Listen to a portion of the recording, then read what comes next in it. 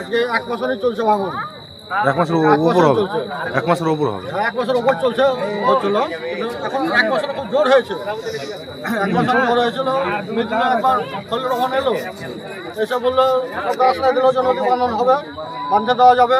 ওকে আশ্রয় করলো যে ঘর বাড়ি দেওয়া যাবে, কিছু জায়গা ফল দেওয়া যাবে। তো এর ভিতরে আর কোনো দেখা সাক্ষাৎ কিছুই নেই।